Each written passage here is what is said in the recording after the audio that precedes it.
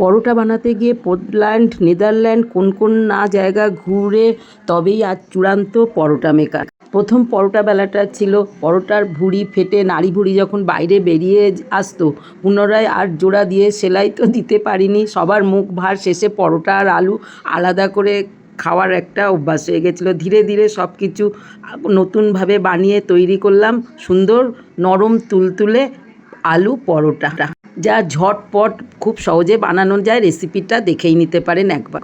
পরোটা নরম হতে হবে, তুলতুলে, না হলে সেই পরোটাই না গালে দিলে মিলিয়ে যাবে। তবেই তো আপনি ঠিকমতো সবার মনের মতো পরোটা বানিয়ে ফেলবেন।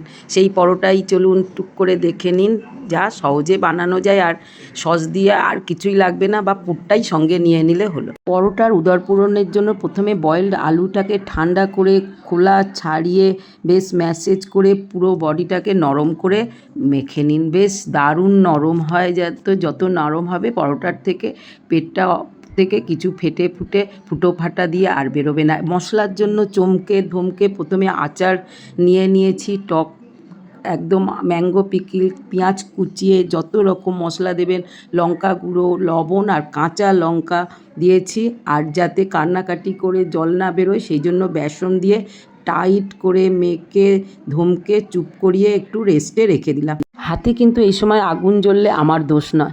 সমান মাপের আটা ময়দা মিশিয়ে তেল দই দিয়ে মাখা স্পাইডারম্যানের মতো ছাড়িয়ে মেখে নিয়েছি। পুরটাও বেশ টাইট করে রেডি, হাজির হয়েছি যুদ্ধে। আধ ঘন্টা মেখে রাখা আটা ময়দার জুড়িটাকে নিয়ে চলে এসেছি স্টেজের উপর। চাঁদের মধ্যে যে খানাখন্দ আছে, বেশ গভীর করে খানাখন্দগুলো তৈরি করে পুরটা ভরে আস্তে ধীরে একদম সেলাইয়ের করে দিন, যাতে ফেটে না বেরোয়। আর চেপে চেপে পিটিয়ে সাইজ করে নিতে পারেন আমার মতো, না হলে বেলুন পেশাই করে নিলেও হলো। আমি তো কিছুটা এইভাবে করেছি, তারপরে বেলুন পেশাই করে একদম যতটা সম্ভব বাড়িয়ে চাড়িয়ে ওদের করেছি। দেখুন পেটটাও ফাটেনি, মোটামুটি সেলাইটা আর দিতে হয়নি। চাটুতে ঘি তেল যা পারবেন দিয়ে মোটামুটি ভরিয়ে গরম করে নিয়ে এইবার গরম হয়ে গেলেই ছেড়ে দিন আপনার পেটানো পরোটা। তেলা পিঠে তেল দিয়ে লন্ডন প্যারিস সব ঘুরিয়ে যেরকম নরম গরম শক্ত পুড়িয়ে জ্বালিয়ে যেরকম খাবেন ঠিক ধীরে ধীরে সেইভাবে করে নিন, যাতে বেশ ঘুরে ঘুরে ফুলে ওঠে, অহংকার না হয়। তবে এটা দেখবেন এইবার গরম গরম পরোটা একদম নিয়ে বসে পড়ুন।